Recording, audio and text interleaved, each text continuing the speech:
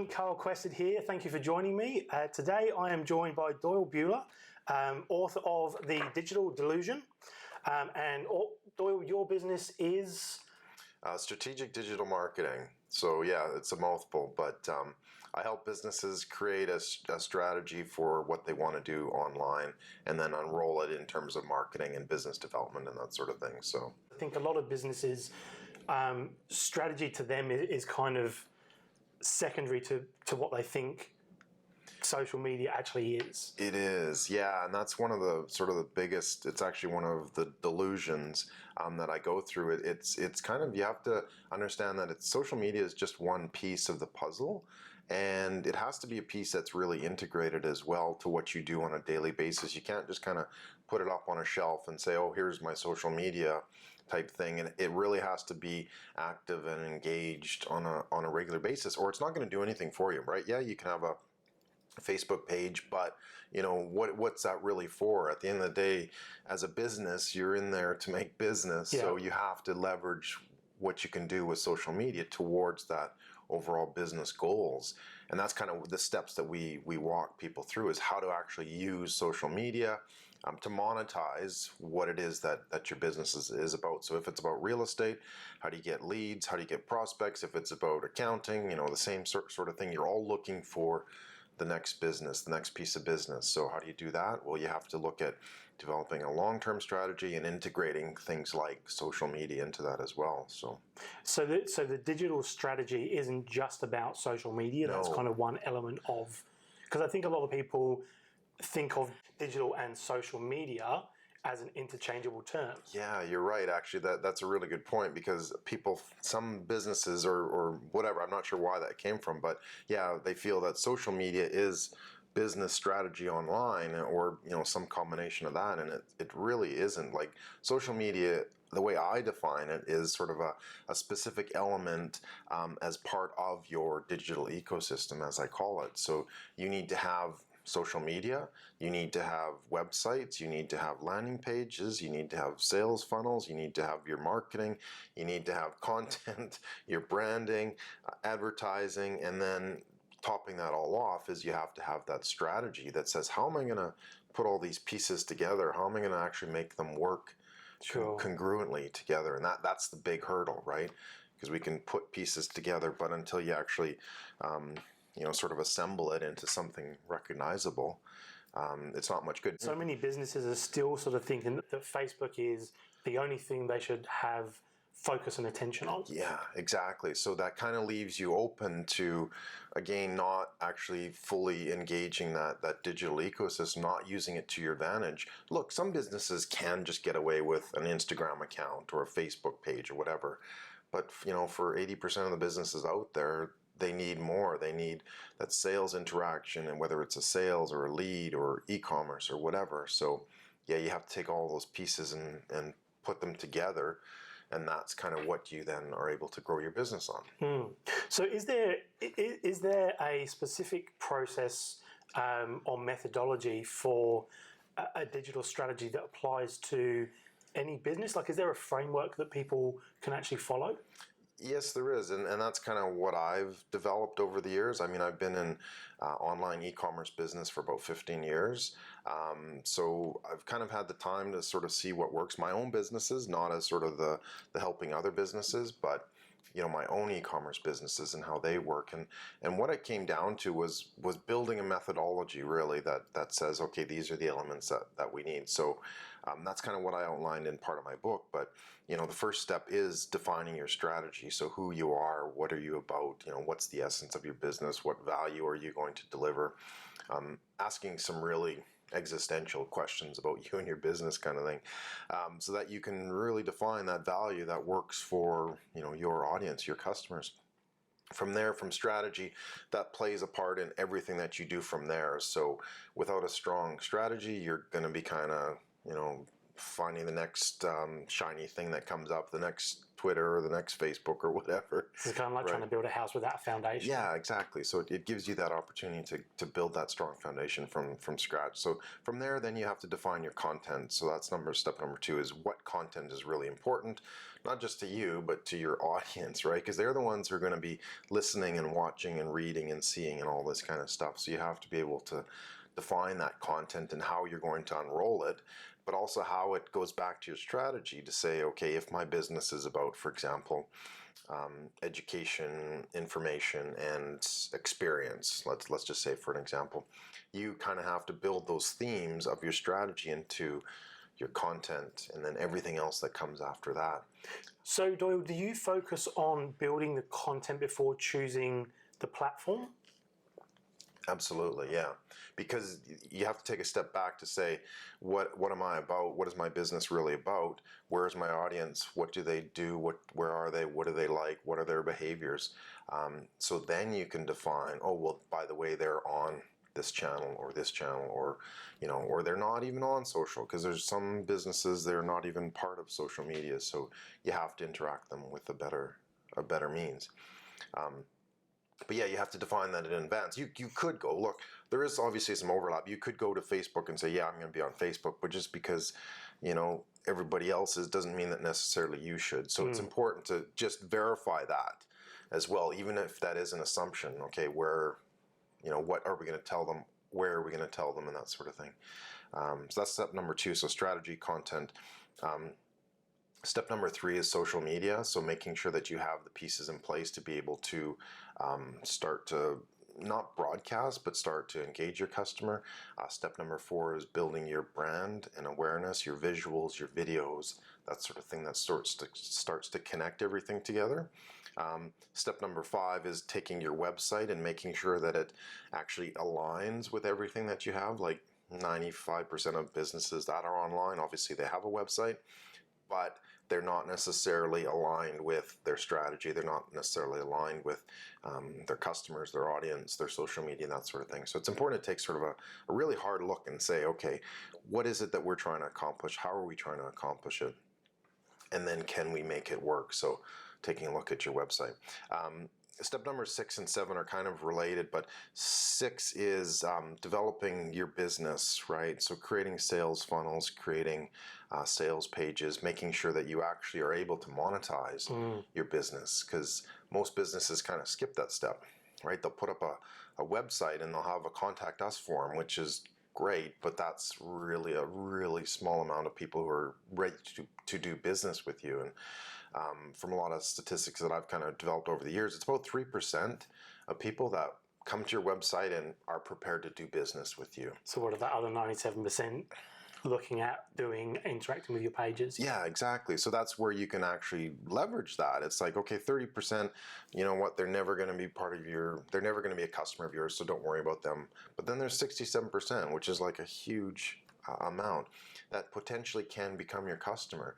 And if you're able to engage them at those different steps along their buying process, they will move into that 3% range very, very quickly. So that's where you put in place like sequences and emails and sort of motivating them and teaching them and training them and showing them all the things that you can do over time. Nurture them.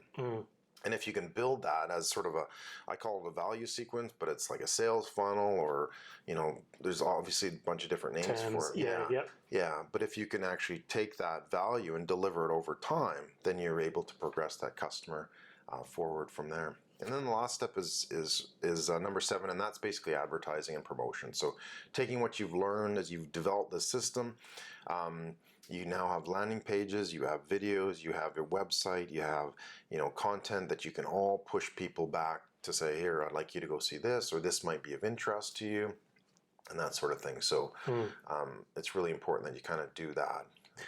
Yeah, I think like from my experience, a lot of people, a lot of businesses want to focus their energy and their time on the person that is ready to buy right now, rather than put the energy and I guess monetary value into those that are not ready just yet. So what are some good ways for people to combat, I guess, that mindset and actually start thinking about the 97% that aren't ready to buy, and how to start communicating effectively with those guys? Well, I think it comes down to, we're all businesses are looking for, a customer base too, and they leave it to the last. If they leave it to the last minute, then, there's obviously that problem that, well, you're kind of stressed and anxious and that sort of thing. So what it does is it kind of levels the playing field to say I'm ready to engage these people across everything that I'm able to teach them and show them and that sort of thing. So a good way of doing that is to educate them and to inform them and have a lot of really good sort of content that people are like and listen to and that sort of thing. But doing stuff like you're doing, right? This isn't going to result in a sale right away, but it's going to show who Carl is and what you do and how you do it, and people want to know that. You want to get more touch points. You want to spend more time with you, to get to like, know, and trust you before we're able to do business with you. So that's the ultimate goal: is how many times can we educate people? How many times can we inform people to kind of educate them on their pain, their problem, their solution, that sort of thing. So, and I think as well, would I be right in saying that sort of the longer the sales cycle, the more focus that needs to be placed on this, because the journey between, the one sale and the next sale can be, take real estate, for example, the average, time that it takes someone to sell is 7 years. From when they move in to when they move out, that 7 year window, that's, you need to have something of value to say during that time. Yeah, and when you think about it, that sale is only one click away, right? From one agent to the next, it's one click away.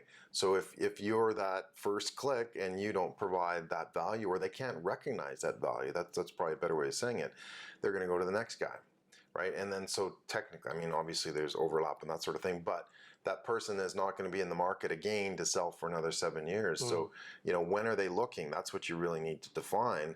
A year before, 18 months before, and you have to sort of identify those stages that your potential client is going through, and then produce content, produce strategies specific for that, so that if they're 5 years ahead, if they're 4 years ahead, 3, 2, 1, what are they going to be looking for? What are they interested in, and that sort of thing. So yeah, because as a property owner, if you know that your plans are to sell in the next 12 months, you start to look at things like, okay, do I need to make some maintenance and repairs? Are there some renovations that I need to do?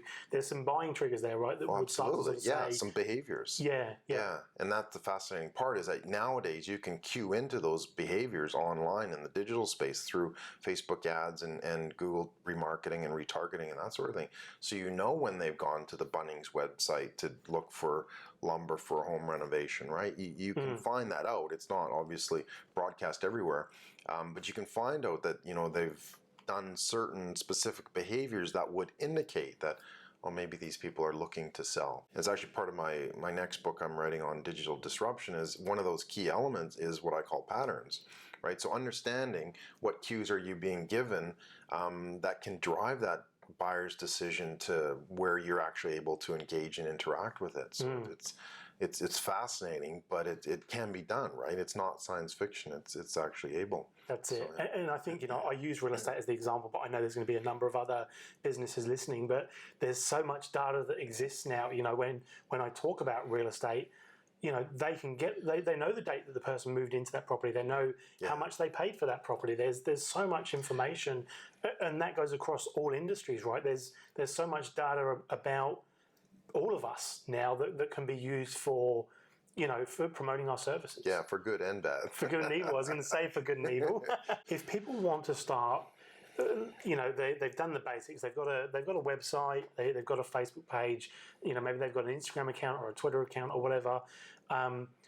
What are some of the sort of the baby steps that they can take to start putting this strategy in place? So would you say number one is actually having a conversation with yourself about who you are and what you're trying to achieve and things like that? Yeah, absolutely. Like define your value. What is it? What value you deliver? And no, it's not, in your case, it's not delivering distributed mail or whatever, right? It's the value that you provide is, providing information in a timely manner for, specific niches or whatever the case may be. So you have to really take a couple steps below what you're physically doing and say, this is the value. This is why people are paying me money for.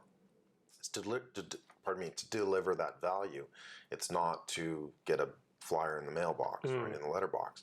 So how do you define that? What are you about? How do you make it work? What do you want to be known for? Some simple questions that you can actually answer yourself. And yeah, it is sort of philosophical too, but it helps you kind of understand, well, yeah, this is what I'm really about.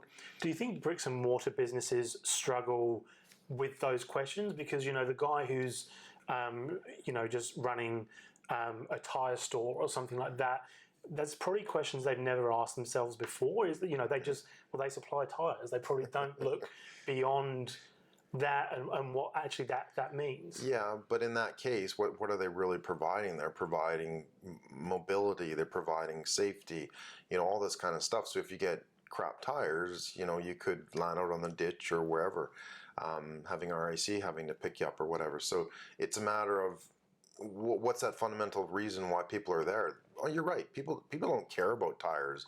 They don't care about letters. They don't care about your business. They really care about how are you making their life easier, better, faster, whatever the case may be. That's where that values equation comes in is, yeah, if you look superficially, yeah, I'm selling tires. Okay, well, if you want tires, come buy tires. I'll sell you tires. And then it becomes a price conversation. Yeah, right? exactly. Yeah. You're competing on price, and you're competing on the tire store next door to you, kind of thing. Who's maybe adding more value? And you can see a lot of the commercials. Really, the high-end ones, they're not focused on the tires at all. No, right? They're focused on the family and the safety and the vehicle, lifestyle, and the performance, and the lifestyle. Yep. Exactly. That's the value of a tire. It's not to take you from A to B. It's how do you get there, and who are you with, and all this kind of stuff. They're trying to target those behaviors, right? Can you see yourself on the beach on a 4-wheel drive, just on the Sunshine Coast or wherever, right? Can you? Well, yes. If you can, then we've got some good tires that'll help you do that. Yeah, sure. We'll motivate you for that too. Sure. So yeah. So we've asked those sort of warm and fuzzy questions. Yeah. What's the next step? Where do we take that information? And again, I'm not asking you to reveal all your secrets, but what are the easy steps that people can do to kind of when they finish watching this episode, what can they go away and do day one? Well, what I would suggest is actually brainstorming some of those ideas that come up, just writing them on a piece of paper or a whiteboard or on your computer or whatever. Write down those keywords that you're talking about, and then they'll actually come out later in part of that conversation. So go back. So let's say you ask those 3 questions, what am I about? What value am I delivering? What makes it work? And then ask more sort of questions like that. You can narrow it down later and then use those themes. If you can say, yes, my business is about education. Yes, my business is about entertainment. And then build those into themes to start your content. Yeah. To verify your social media, to verify and see if your website is aligned, to look at your sales pages, because that's what people are going to be coming back for. It's those philosophies, those values. It helps you kind of align that across everything, your social media, your websites, your sales pages, your advertising campaigns, all this stuff. And it's a quick check. It doesn't take a lot to kind of just, ask yourself a few questions, define that value, and then how do you unroll that value? That's really what you need to do. It's not that complicated, really. The term sales funnel, and I know you said you don't actually use that term, right? Yeah. It can be a bit daunting. It can, and it can be troublesome and expensive and that sort of thing. So what I recommend is, unless you have identified a process first, don't even think about Infusionsoft. Start with something cheap and inexpensive like MailChimp or whatever, right? All you're doing is you're following up with an action. So again, what value do you offer up to an action, and then what do you want to offer them after that action as well, to kind of help educate them and inform them, and again, the know, like, trust type thing. So once they've done something, and not just fill out a contact us page, but that's sort of where you would add in a gift, a PDF download, an education course, a video, whatever. Make it simple. Create this process. Map it out. What do I want them to do next? What do I want them to learn next? And keep it simple. And things like MailChimp can work. MailChimp is a great tool. There's a number of landing page creation tools that you can literally just click and drag. And, if you've got a PDF download, it's a perfect example. I think I think the problem is that a lot of people talk themselves out of these things, and they say, "Oh, it's no one's going to read a PDF download, right?" You know, but if the content is good and it's aligned with your values and their values, people are going to eat that up. That's going to be something of interest to them. Oh, definitely. And then but that's the reason why it wouldn't work is if you didn't analyze it up front and sort of include it in your strategy, your value, right? Because again, that's what we were after at the beginning. You're right. People might not get it because it doesn't fit with their values. So what does that mean? Well, it means you didn't connect your value with your strategy. Yeah. So you're missing, not necessarily the customer doesn't know what they're talking about, right? It's more the other way that you haven't actually addressed that value statement. So if it's not working, go back and take a look at your strategy and define again your strategic architecture, just your foundation. What are you really about? Go back and ask yourself a few questions, but keep it simple. How do people sort of bridge that gap between being social and having a conversation and saying, "Buy my shit"? Yeah, well, there's this new term, and there's always new terms being developed called social selling, right? It's basically using social media to engage and move towards a sale, which is obvious, but a lot of people don't actually do that. So it really does depend on the channel that you're working with, because if you're just blasting, buy my shit, people are just going to turn that off because they don't. Not everybody's your customer on social media. It really comes down to how do you actually motivate and how do you engage and inform your audience too. It's not about that product per se. It's about how you deliver that value to get them to that product or service or whatever the case may be. So, but the people who are listening are going to be listening to you anyways in that case. So you've actually motivated them to say, hey, I've read Doyle's book, I've read Carl's blog. If Carl sends me an ad, I'm probably going to look at it because I know you. So there's going to be some level of interest. So it's just, I guess a case of building that relationship up first before you try and go for the jugular. Yeah, because if you're just cold, broadcast advertising doesn't work, right? Because not everybody is in tune with that message. But if they know you from what you're doing on social media, if you then use that data and serve them an ad, right, that's related to your content or what you've done, again, they know you already. And it becomes the line becomes a little bit more blurred between advertisement and blogs and content and that sort of thing. But that's really what it comes down to, is building your tribe through people who like your stuff, and then you can advertise and promote specific things as well. So sure, yeah.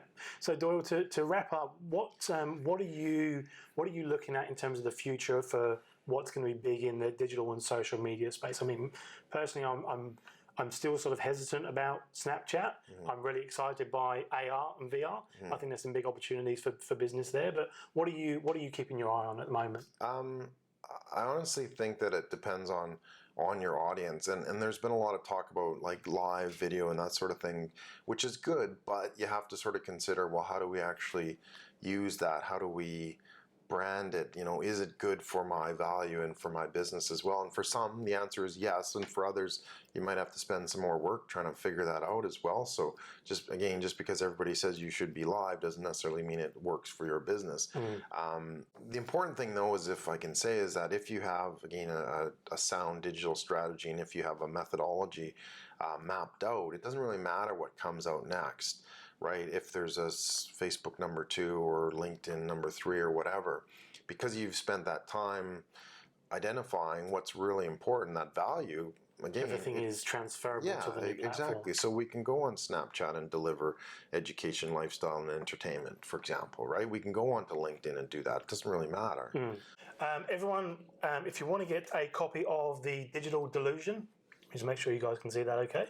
If you want to see a copy of the Digital Delusion, hashtag as well. Doyle, where can they go to get? Is this on Amazon? Yeah, it's available on Amazon.